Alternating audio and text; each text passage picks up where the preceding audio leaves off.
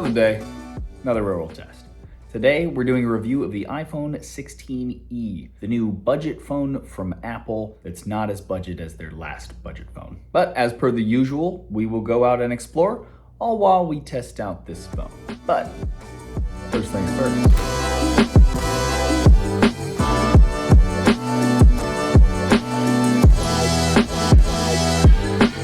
Don't get stolen again.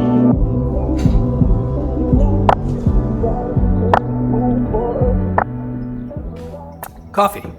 Check. And welcome to Coffee Check. I opened this coffee shop about 8 months ago now, and if you watch my videos, I apologize for us still doing videos in here for now. But if you haven't seen one recently, this is the cafe in the front where we serve all of the usual espresso drinks, chais, multiple really good matchas, pastries that we bake in the morning, etc. I'm also finally starting to roast my own beans in the roastery here after a lengthy permit process. And I'll personally be working on recipes for coffee to replace what we have here in the cafe now. But I'll be swapping it with all single origin coffees and starting to sell some more limited fun ones as well. I'm actually kind of excited about it. In the meantime though, I already sell some of my favorite coffee gear, including these Coffee Check branded Fellow mugs that insulate better than anything I've ever used, and various single origin coffees and blends from my favorite local roasters. Feel free to come by if you're in the neighborhood, and also check out the link in the description to buy any of the coffee or gear that we have, and I, as well as the baristas, appreciate the support. Okay, so technically this phone is kind of the spiritual successor to the iPhone SE,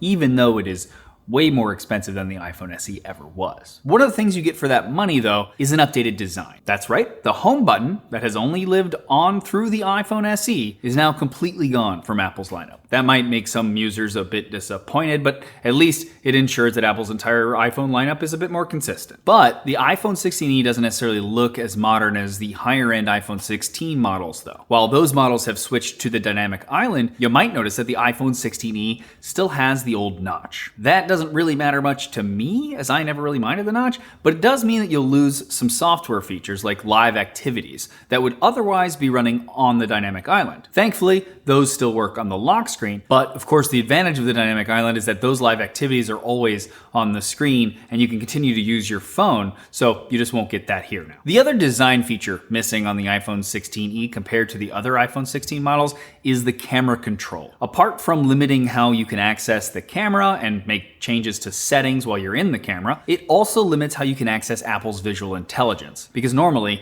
you can hold that down to get to it. You can still program visual intelligence to launch using the action button on the 16e if you really wanted to, but that will prevent you from using it for other stuff, obviously, since for some reason Apple still doesn't let you program things with double taps or holds. Now the rest of the design of the phone is pretty sleek and stylish, in my opinion, and it's actually quite minimalistic, which I kind of like. It's very close in size to the iPhone 16, but slightly smaller and lighter. There are also slightly larger bezels around the screen, and on paper that screen is a bit dimmer, but you can't really tell without putting them side by side, and even then it's difficult. In day-to-day life, the iPhone 16's display is easily bright enough. Now other aspects of the display are more or less to be expected. It's crisp enough to make even smaller text look good, and with an OLED panel, it has deep black levels and high contrast. It's not as responsive as a screen with a 120 Hz refresh rate, as it only hits 60 Hz, but that's to kind of be expected from Apple, given the fact that the iPhone 16 and 16 Plus also have a 60 Hz display. Higher refresh rates basically can just make a difference in things like animations looking smoother and scrolling feeling more natural or faster. Not to mention, they usually make games feel a little more responsive, at least the ones that support those higher refresh rates. Another design feature missing is MagSafe. You can wirelessly charge the phone on a flat charger, but you lose out on the ability to use the pretty large ecosystem of MagSafe accessories because of the lack of the magnets that put the mag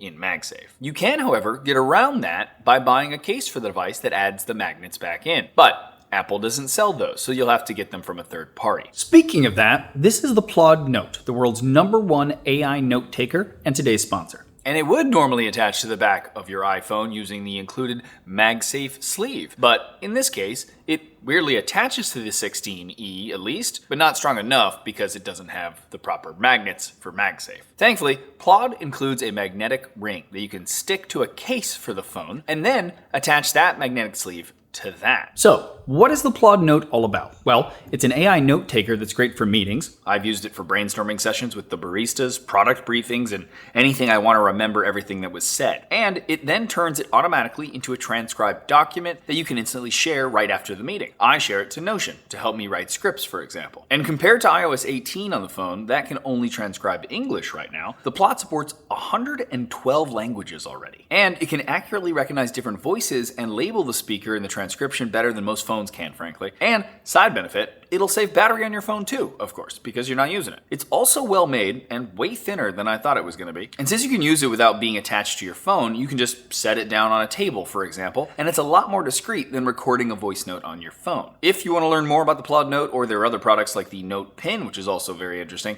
check them all out at the link below.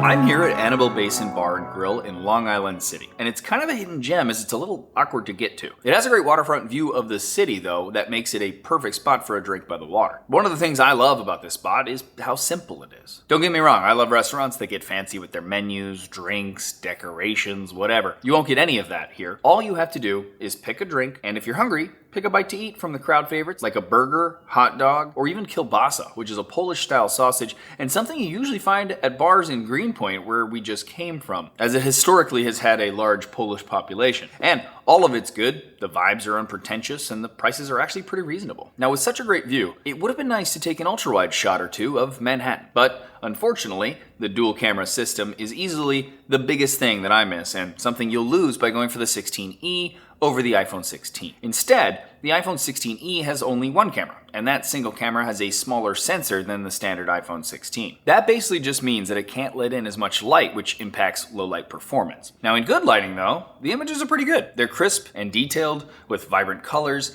There's not as much depth as on phones with larger sensors, but for the most part, that won't really matter all that much unless you're taking photos of things closer up, and even then you might not mind it. The 48 megapixel f1.6 camera can, however, zoom to 2 times using a sensor crop instead of a digital zoom. So you'll get so-called lossless 12 megapixel images at 2 times. And that's why Apple calls the phone a 2-in-1 camera system, and it does work pretty well. The only problems are you're limiting the amount of light that the sensor can collect doing this, and these days, most dedicated telephoto cameras zoom further than 2 times, and to do so optically. Whereas if you do that on the iPhone 16e, you will start to get a digital zoom, of course. Again, while the main sensor performs pretty well, the fact that there's only one sensor here is a little bit of a bummer. As an ultra-wide camera, you can't really replicate with software like you sometimes can with a telephoto camera to some degree. Camera software features are also limited by the hardware as well. There's no macro mode, which makes sense considering the lack of an ultra-wide camera, which is usually how companies achieve their macro mode,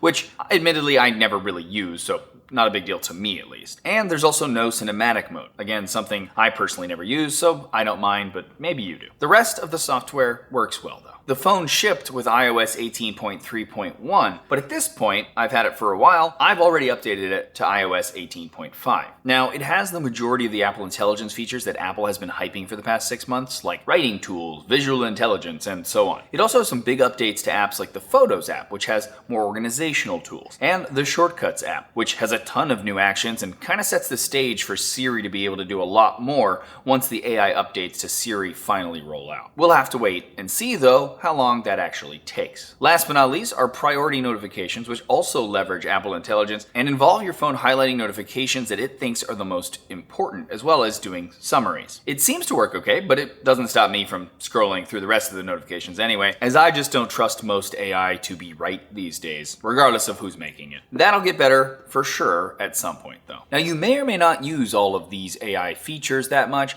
but it's clear that Apple is set on integrating them deeper into iOS. But again, we'll have to wait and see how long it takes to get all the Apple Intelligence features that Apple has announced. And regardless of actual features, like any iPhone, the iPhone 16e will probably get a good 6 or 7 years of software updates. Even if Apple doesn't specifically list the support timeline, that's generally what's happened in the past. And it'll continue to perform well that entire time.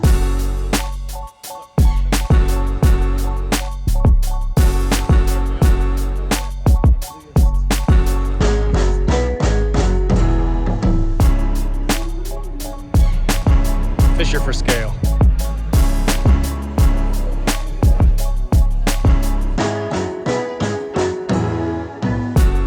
you happen to be in Long Island City, like we already are, then it's also worth checking out the Focal Point Brewery. Another spot here with great outdoor seating. They even let you bring your own food, including food from the Mexican spot next door. Some people go as far as to order food delivery right to the brewery. Along with their awesome drinks, Focal Point Brewery has events all the time. There are trivia nights, paint and sip events, and more. They even recently had a bonsai bar event in which you could learn the basic skills of bonsai, of course, with a focal point on the beer. Really, it's a great spot to maybe test your trivia knowledge while having a drink with a couple of friends. Keep in mind that you will have to book some of those events, like the bonsai bar, presumably so they, have enough bonsais. And if you're not there during an event, there's always board games. Of course, they also have a great selection of beer that they themselves brew. They have good IPAs, pilsners, and sours, and many more. So if you're a beer lover, you're pretty likely to find something that you'll like. It's also not hard to find something to like about the iPhone 16e. Under the hood, the iPhone 16e has the Apple A18 chip, which basically means that it performs about as well as the iPhone 16 and the 16 Plus. That's good though. These phones perform excellently, and whether you're gaming, multitasking, or doing anything else, the iPhone 16e should perform perfectly fine. Perhaps more interesting, however, is the fact that the iPhone 16e is the first iPhone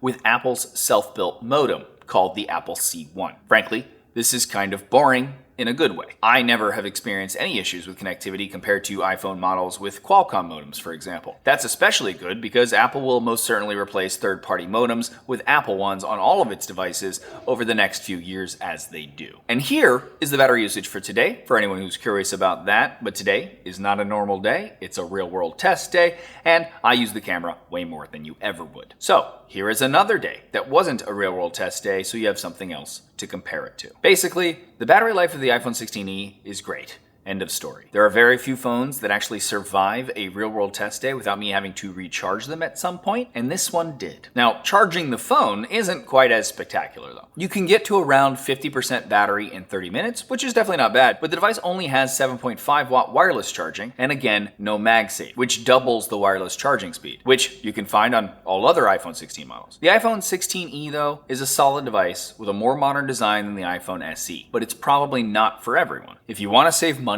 on a new iPhone, then you can get the 16e for $200 less than the standard iPhone 16. And the 16e has better battery life. You'll have to decide what matters more to you. That said, you may even be able to find an iPhone 15 Pro used for a similar price, which adds back Apple Intelligence, plus has a triple camera system that's better than the camera on the iPhone 16e. It just kind of feels like maybe the SE didn't sell well enough, and it was probably better for Apple to make their budget phone less budgety. Add a few things and charge more for it. Heck, most places where flagship phones are basically the majority of ones sold are all places that have subsidies or deals for their phones through carriers. So what's the difference for a few extra dollars a month, I guess? And there you go. Let me know what you guys think of the phone and this video in the comments below. Always appreciate hearing from you guys. Subscribe and ding the bell if you're not already. And I am gonna go get one last drink with my friend Fisher. Good night. I'm making sounds. It's late. Go home. Always appreciate hearing from you guys. Somebody is playing music